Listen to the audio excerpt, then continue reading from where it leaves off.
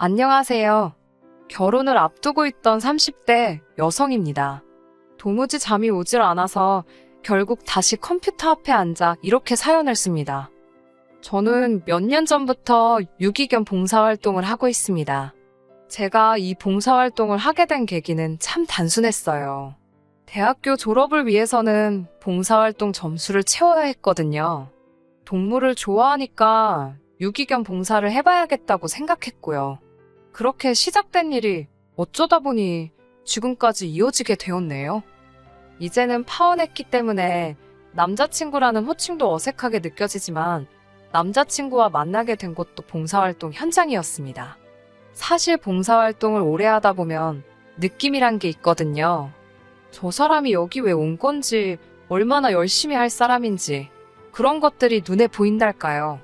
그래서인지 솔직히 남자친구에 대한 첫인상은 그렇게 좋진 않았습니다. 비슷한 나이대로 보이는 3, 4명의 남자들과 같이 왔었는데 어찌나 시끄럽고 정신사나운지, 놀러를 온 건지 도와주러 온 건지 알 수가 없었거든요.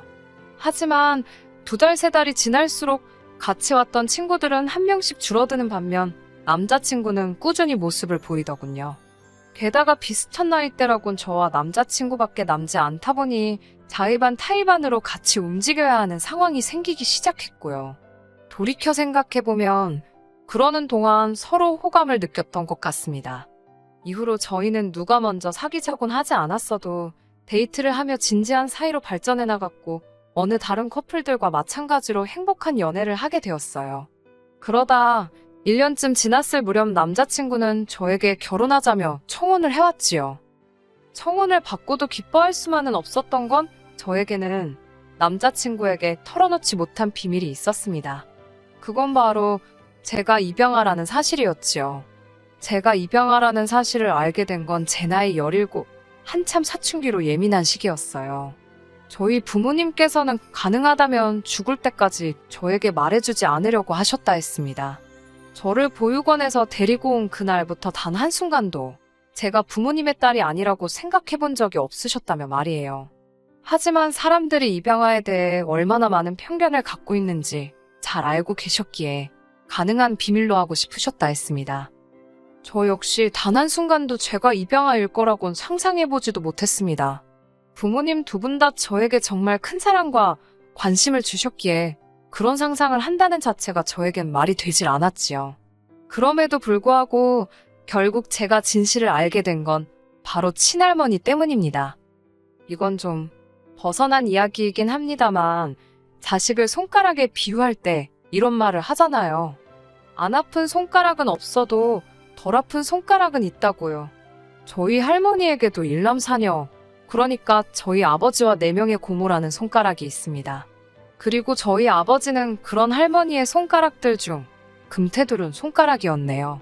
무슨 말이냐 하면 저희 아버지는 금이여우기야 애지중지 키워진 자식이었지요. 한 가지 예를 들자면 고모들이 해주신 이야기인데요. 어린 시절 할머니께서 밥을 지으시면 매니에 윤기가 좌르르 흐르는 부분은 주걱으로 살포시 떠서 아버지부터 주셨답니다. 고모들은 밥이 부족해서 찐감자로 식사를 대신할지언정 말이에요. 이처럼 아버지에 대한 할머니의 사랑은 동네 사람들이 다 알 만큼 유별나셨다 했습니다. 그런 아버지가 장가를 갔을 때, 그러니까 저희 어머니와 가정을 이루셨을 때 할머니께서 얼마나 손주보기를 학수고대 하셨는지는 말하지 않아도 아실 것 같습니다. 하지만 어쩐 일인지 저희 부모님이 결혼식을 올리고 7년이란 시간이 흐를 동안 아기 천사가 찾아와 주지를 않더랍니다. 지푸라기라도 잡는 심정으로 병원에 갔다가 듣게 된 건 충격적인 소식이었는데 그건 바로 아버지에게 문제가 있다는 거였지요. 어머니와 아버지는 아이를 가질 수 없었고 2분은 고민 끝에 입양을 하기로 결심하셨대요. 할머니께서 그 이야기를 듣고 몇 날 며칠 머리를 싸매고 드러누우셨답니다. 뿐만 아니라 병원은 다 돌팔이라며 이게 다 아버지가 아닌 어머니 때문이라고 그렇게 억지를 쓰셨다네요. 저희 할머니가 원래 입이 거치시고 성격도 괄괄하십니다. 쌍욕은 안 하셔도 사람 가슴에 비수가 될 만한 말들을 아무렇지 않게 내뱉으시는 분이시지요. 제가 입양아라는 사실을 알게 된 날도 그랬습니다. 그날은 할아버지 제사를 지내기 위해 할머니 댁에 들렸던 날이었어요. 어머니와 고모들을 도와 자질구레한 심부름을 하고 있었는데 어쩌다 할머니와 제가 눈이 마주쳤습니다. 그때 저는 접시 여러 개를 나르고 있었는데 금방이라도 놓칠 것만 같아 신경이 곤두서 있었어요. 그래서 할머니랑 눈이 마주쳤음에도 뭐라 한마디 말도 제대로 붙이지 못하고 그릇 옮기기에만 집중을 해야 했지요. 그런데 할머니께서 갑자기 정말 뜬금없이 저더러 싸가지가 없답니다. 당신 알기를 뭐로 알아서 눈이 마주쳤는데도 고개를 피하냐고요. 그러더니 그때부터 저에게 악담을 퍼붓기 시작하셨습니다. 저더러 어디서 근본도 모르는 게 들어와서는 당신을 아주 깔본다면서 어이가 없답니다. 근본도 모른다니 그게 무슨 말씀이시냐고 저도 모르게 따지고 들었습니다. 그때 어머니와 아버지께서 그래도 어른이랑 맘먹으려고 들면 어쩌냐며 저를 방으로 밀어넣으셨어요. 왠지 뭔가 계속 찝찝하여 결국 집으로 돌아와 어머니를 붙들고 다시 한번 물었습니다. 장난 반, 진심 반으로 내가 어머니의 친딸이 맞냐고요. 그러자 어머니께서는 그게 무슨 말 같지도 않은 소리냐고 하시면서도 왜인지 크게 감정적으로 동요하시는 모습이었습니다. 결국 어머니 아버지와 4시간 가까이 이야기를 나눴던 것 같아요. 혹시나 제가 상처라도 받을까 걱정이 되셨는지 저를 품에 꼭 안고 그동안의 사정을 말씀해 주셨어요.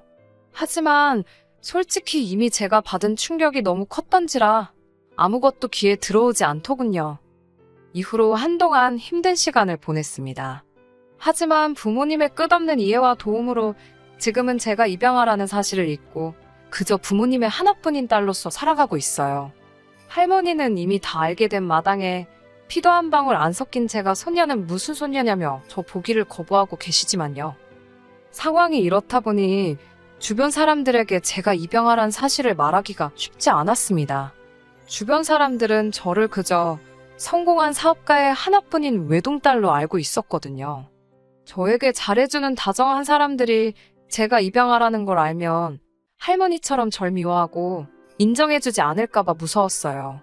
게다가 핑계 같지만 솔직히 누구 하나 저에게 입양하냐, 친딸이냐 그런 걸 물어보지도 않는데 굳이 자진납세를 할 필요를 느끼지도 못했지요.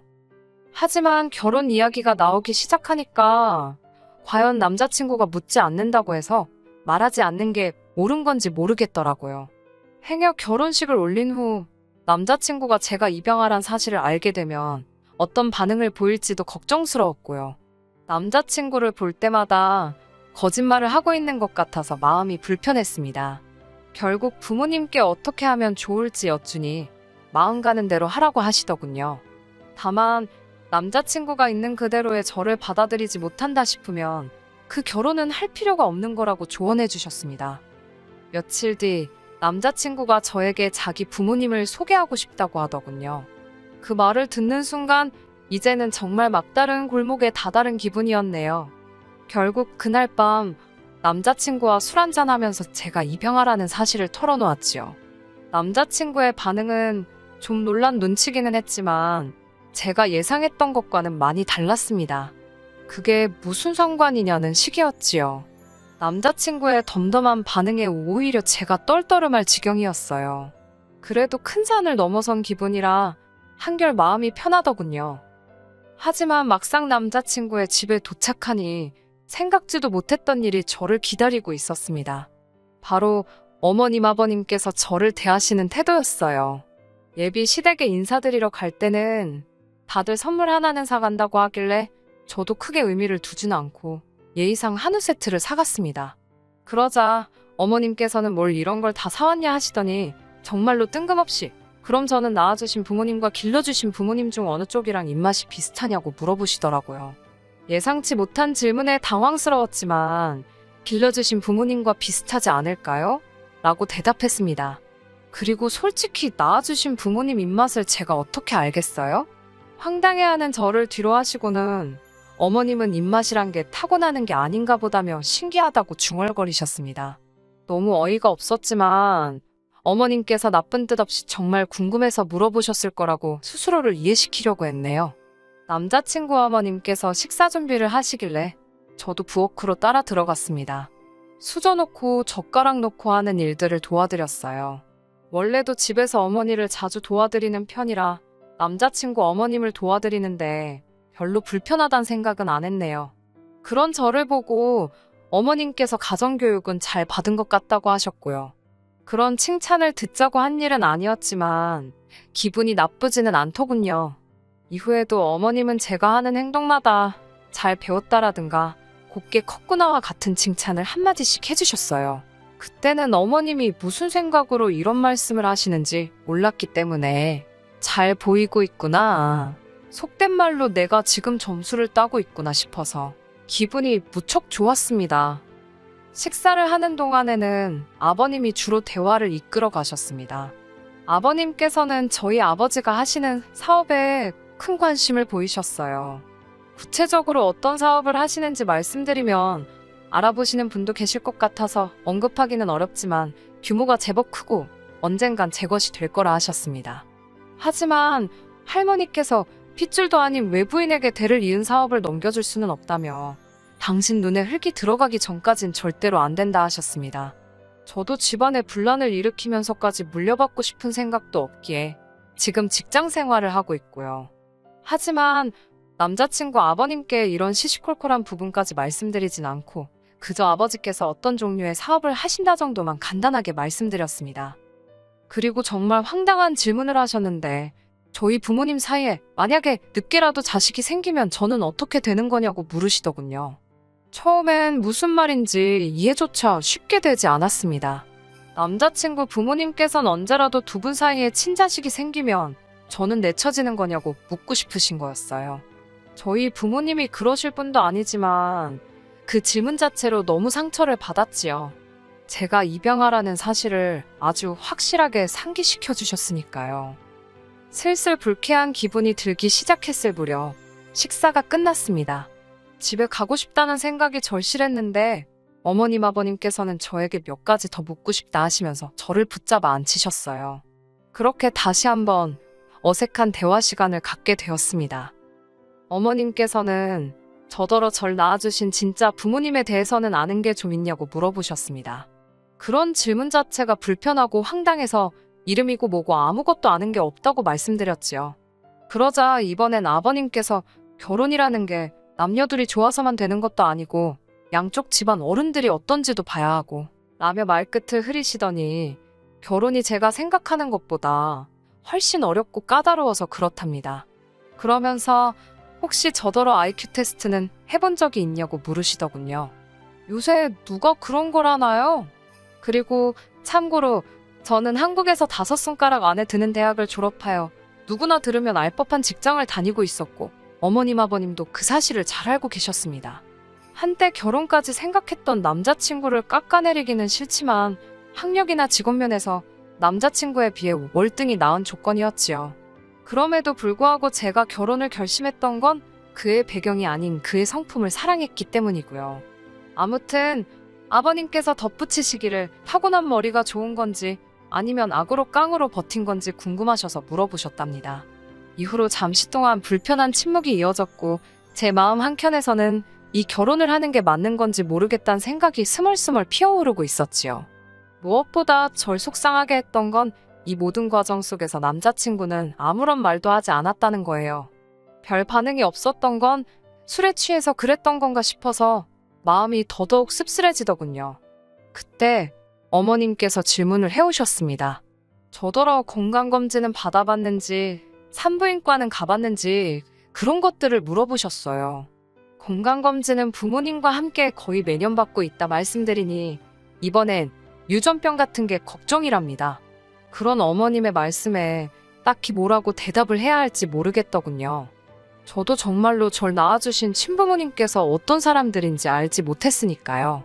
이쯤 되니까 도대체 무슨 말씀이 하고 싶으신 건지도 모르겠고 기분만 점점 나빠지고 결국 제가 먼저 어머님 아버님께 혹시 저한테 뭐 궁금하신 게 있으신지 여쭈어 봤습니다.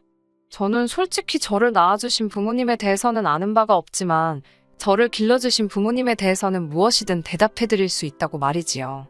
그러자 어머님이 하시는 말씀은 충격적이었습니다. 피는 물보다 진하다는 말 알지 않냐면서 그 피가 어디 가겠냐 이런 말도 있지 않냐고요. 저를 낳아주신 분들이 어떤 사람인지 그걸 알아야 이 결혼을 허락할 수 있을 것 같다고 하셨습니다. 황당해서 제가 남자친구를 쳐다보니까 남자친구가 미안하지만 어머님 말씀도 틀린 게 하나 없답니다. 뒤이어 어머님께서는 일단 당신 아들이 저를 너무 좋아하니까 반대하지는 않겠다며 대신 사람을 사서 제 뒷조사를 하시겠다더군요.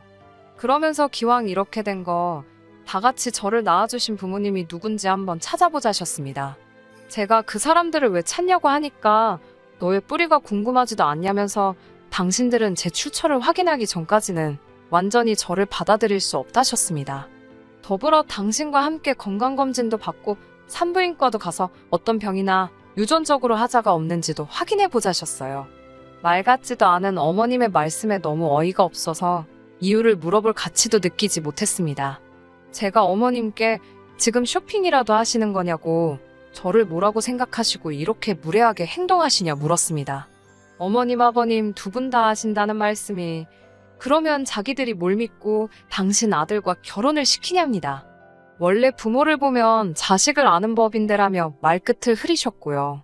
저는 더 이상 이런 막말을 듣고 있을 이유가 없다고 생각했고 하신 말씀을 그대로 되돌려드렸습니다.